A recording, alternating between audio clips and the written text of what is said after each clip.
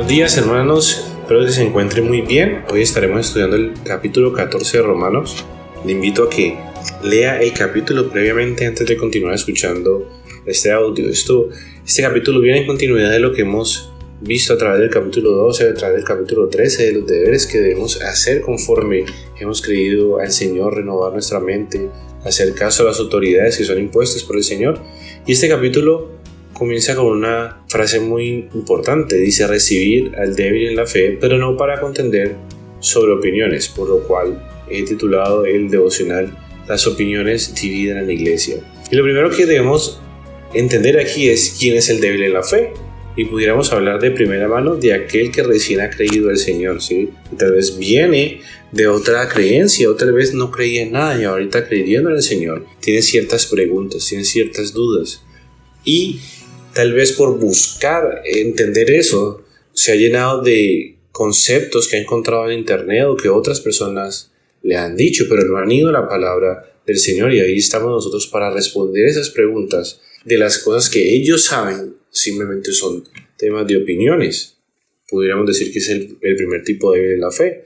Pero también nos encontramos con algunos creyentes que, a pesar de que llevan tiempo, hay cuestiones que, a pesar de que la Biblia es muy clara con respecto a esos temas, ellos tienen una opinión totalmente diferente. Así que el primer ánimo que tenemos a través de este devocional es siempre estar prestos de recibir al débil, ¿cierto? Que en la fe, para responder preguntas, para saber, para poder ser de edificación para el hermano. Recordemos que somos el cuerpo de Cristo, que cada uno tiene una función y juntos debemos honrar a nuestro Señor, que es la cabeza. Pero ¿cuáles son las opiniones de que se está hablando aquí? Pues lo que vemos a partir del versículo 2 es que habían algunos que decían que se puede comer de todo, pero otro que se nos menciona aquí que es débil en la fe, como veíamos, es este come legumbres. Y es que para aquella época había algunos que se abstenían de la carne, pues no sabían de dónde venía la carne, a qué ídolo había sido sacrificado. Y el autor dice: el que come, que no menosprecie al que no come. Y el que no come, tampoco juzgue al que come. O sea, cada uno tenga la posición que tenga, que es una cuestión netamente de opinión. No estamos hablando de un tema doctrinal. No se trata de si uno cree que si Jesús es Dios y otro dice que Jesús no es Dios. No, eso la Biblia lo especifica muy claramente. Pero en cuestiones de comida, como aquí nos está presentando, simplemente si a ti te gusta comer algo, no juzgues porque alguien no lo come. Si tú te abstienes de cierto alimento, tampoco menosprecies a aquel que sí lo come. Y a lo largo del estudio de Daniel se ha mencionado ciertas cosas acerca de la soberanía del Señor, y el pastor ha mencionado sobre si hay algunas personas que se abstienen de comer carnes basados en lo que la contaminación, ¿cierto?, que se produce hacia la tierra. Y el pastor decía: el mundo no se va a acabar por esa contaminación, sino porque ya está escrito y el Señor va a venir y bueno, vendrá la redención de la tierra. Pero ahora, si igual tú con tu conocimiento de la Biblia entiendes esto, pero quieres y sientes que es un llamado para ti, como se dijo a través de Génesis, de la mayordomía de la tierra, tú quieres cuidar el planeta a pesar de que entiendes que no se va a destruir por la contaminación, y tú quieres poner tu grano de arena absteniéndote de comer de la carne, si este es tu motivo, genial, hazlo. Pero tú no señales a aquel que come, ni el que come te debe señalar a ti.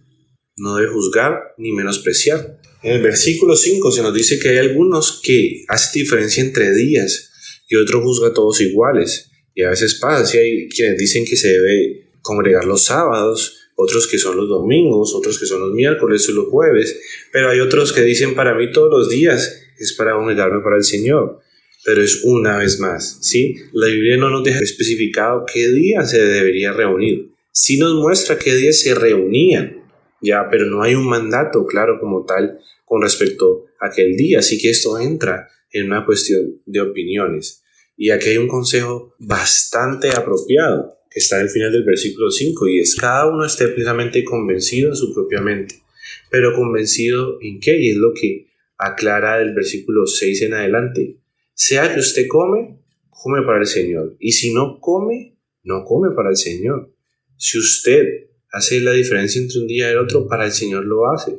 Pues si vivimos, vivimos para el Señor, y si morimos, es para el Señor quien morimos. Y esto es una gran razón y una gran verdad. Es decir, cada uno de nosotros le pertenece al Señor, que es algo que había dejado el autor claro a partir del versículo 3 al 4. El Señor nos ha recibido así, somos sus siervos. Es decir, que cada uno de nosotros, lo que vayamos a hacer, hagámoslo como para el Señor y estemos completamente convencidos en nuestra mente de que es así, ¿sí? Y si lo hacemos de esta forma y mi hermano lo hace de esa forma, ¿por qué yo he de señalar al hermano si lo hace como para el Señor? Y esto teniendo en cuenta el contexto que venimos hablando, cuestiones de opiniones. No estamos hablando de justificar o tolerar malas conductas. Esto no es de esta forma. Otro motivo que nos da es que vamos a dar cuentas delante del Señor de cada una de las cosas que hayamos hecho. Es lo que nos dice el versículo 10. Dice, ¿por qué juzgas tú a tu hermano? ¿O por qué lo menosprecias? Todos vamos a comparecer ante el tribunal de Cristo. Porque escrito está, vivo yo, dice el Señor, que ante mí se doblará toda rodilla y toda lengua confesará a Dios. De manera que cada uno de nosotros dará a Dios cuentas de sí. Entonces, sea aquel que come o aquel que no come o el que hace diferencia de días o sea el motivo que se esté generando una división, cada uno de nosotros deberá dar cuentas al Señor. Por lo cual, lo más aconsejable que podemos hacer es como dice las Escrituras, hagámoslo todo como para el Señor. Y siempre buscando la edificación de las personas. A veces nos encontramos con divisiones dentro de la iglesia, con divisiones dentro de la familia, por cuestiones, como decía, de opiniones. Y la cosa se pone un poco más grave a partir del versículo 13, porque ya no solo se trata de que hay una cuestión de divisiones, de opiniones que dividen a las personas como una diferencia de pensamiento, sino que ya se nos va a hablar que incluso esta división por diferencia de opiniones puede llegar a causar el tropiezo de una persona. Miren lo que dice a partir del versículo 13. Dice, ya no juzguemos más. Y dice, hay una palabra clave ahí, dice, decidir no poner tropiezo u ocasión de caer al hermano. Es decir que cada uno de nosotros tiene el pleno conocimiento y la capacidad de entender que tengo una opinión diferente a mi hermano y tengo la capacidad de abstenerme de hablar en contra de aquello que mi hermano está pensando, ¿sí? Tengo la capacidad para evitar señalar ante otros lo que mi hermano está haciendo o pensando. Y vuelvo y digo, no es que le vaya a tapar yo una mala conducta a mi hermano. Si tiene una mala conducta se debe llamar aparte y mostrar lo que la palabra del Señor dice. Pero seguimos hablando del contexto con respecto a opiniones. Debemos nosotros decidir no ser tropiezo o ocasión de caer. Y dice el autor, yo sé y confío en el Señor Jesús que nada es inmundo en sí mismo, y el Señor Jesús ciertamente dijo algo similar. No es lo que entra por la boca en el hombre lo que contamina, sino aquello que sale por la boca del hombre, es decir, lo que sale del corazón, porque de ahí es que viene lo contaminado. Y en general, lo que termina haciendo mal con las diferencias de opiniones va a salir con respecto al corazón. Hay unos dicen el dinero es bueno, otros dicen el dinero es malo, otros dicen tema político esto es bueno, otros dicen otro tema político es malo. Pero lo que sale con la intencionalidad con respecto a tu corazón, y ahí el asunto. Otro ejemplo, para no irnos muy lejos de la congregación. A veces usamos mucho este ejemplo y decimos, hay un débil de hermano en la fe que porque no lo saludaron no volvió a la congregación y se sintió porque no lo saludan o porque el pastor pasó derecho de afán y no lo saludó, ¿sí? Y siempre miramos esa cara de la moneda. Esta persona no debió apartarse de la congregación simplemente porque no lo saludaron. Pero el otro lado de la moneda es el siguiente. Cada uno de nosotros ha recibido tan inigualable amor del Señor, tanto gozo, que cuando vamos al templo que el Señor nos ha provisto, a la casa del Señor, es como cuando tú vas y te reúnes con toda tu familia en un solo lugar. Tú lo primero que haces al llegar es saludar a tu primo, a tu hermano, a tu abuela, a tu tía, a todas las personas que tal vez hace rato no ves. O así lo acabas de ver en un supermercado, llegas y saludas. ¿Por qué? Porque amas a tu familia, pero a veces no pasa dentro de la congregación. ¿Y por qué pongo este ejemplo si estamos hablando con respecto a opiniones? Porque tal vez alguno pensará, yo voy de afán, si no lo saludo debería entenderme. Y ciertamente sí, debería entenderte, pero muchas veces no se ven las cosas así. Y una persona puede terminar, como está diciendo el pasaje, tropezada, porque no me detuve simplemente a saludar a cada una de las personas. Es que no tengo tiempo de saludar porque en el ministerio me están esperando y si no llego, siempre hay tiempo. Siempre hay tiempo para saludar y demostrar el amor del Señor. Así que si eres de la persona que no saluda a todo el mundo, por favor saluda a todo el mundo. Y si eres de la persona que se siente mal porque no lo saludan, entiende que pasan a veces situaciones en que tal vez no te puedan saludar. No es nada personal, pero el amor de Cristo es el que debe permanecer. Y esto es tan así que a partir del versículo 15 dice algo muy sabio, y es que si por causa de la comida tu hermano es contristado, ya no andas conforme al amor. No hagas que por la comida tuya se pierda aquel por quien Cristo murió. Y esto es, como les dije anterior, esto es a otro nivel. Es como que esta frase estuviera en mayúsculas, en negrita y subrayada. Cristo murió por aquella persona y tú por una cuestión de opinión acabas de hacer tropezar a aquel.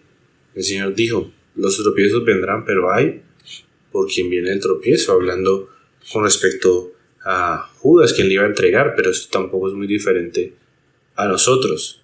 Se trata de amor. Ya no andas conforme al amor. Es lo que dice a mediados del versículo 15.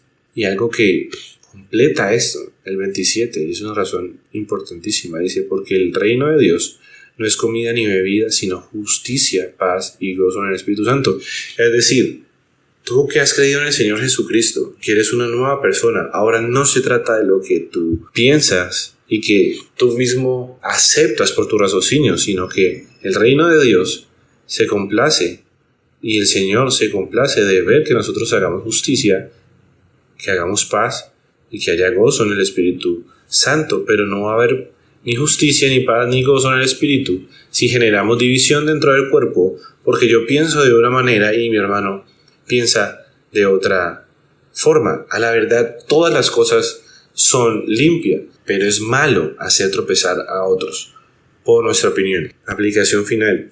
Si tú sabes que hay algo que le molesta a tu hermano porque no está de acuerdo con algo que tú piensas, abstente de hablar delante de tu hermano de aquel tema. Esto, al menos hasta que puedan llegar a un consenso del tema. No podemos ser tropiezo frente al cuerpo de Cristo. Y una exhortación final que el Señor nos hace a través del autor es, en el versículo 22, dice, ¿tú tienes tu fe? Tenla para contigo delante de Dios. Bienaventurado el que no se condena a sí mismo en lo que aprueba, pero el que duda sobre lo que come es condenado, porque no lo hace con fe, y todo lo que no proviene de fe es pecado. Es decir, si tú eres un hombre de fe, hazlo delante del Señor, porque no te condenas a ti mismo porque te abstienes o haces, pues, o piensas o dejas de pensar, pues caminas por fe y sabes que es por el Señor y para el Señor, ¿sí? Así que bienaventurado tú, pero para ti, hermano, que aún te juzgas y te repruebas porque no haces las cosas como para el Señor con respecto a la fe, dice que es pecado. Así que, hermanos, tenemos que estar todos en una misma medida conforme al Señor. Para recapitular, número 1, debemos recibir a los débiles en la fe, aquel que recién ha creído en Cristo y aquel que lleva muchos años pero tal vez su fe ha flaqueado. Debemos mostrar el amor para con ellos, no discutiendo por cuestiones de opiniones, sino buscando la sana edificación que es a través de la palabra de Dios y su Espíritu. Por ningún tema discutamos ni nos dividamos. Recordemos que todos somos siervos del Señor y Él nos ha recibido a cada uno tal cual como somos. Por Él vivimos, por Él morimos y un día daremos cuenta al Señor por cada una de las cosas que hicimos. No seamos tropiezo para las personas, debemos decidir no serlo. Abstengámonos de aquello que tropieza al hermano, y busquemos vivir una vida que refleje en nosotros la justicia, la paz y el gozo del Señor. Espero que este devocional haya sido edificación para sus vidas, que el Señor pueda hablar abundantemente y guiarnos, porque el cuerpo de Cristo debe ser para edificación y debemos seguir creciendo, no dividiéndonos por cuestiones de opiniones. Señor les bendiga.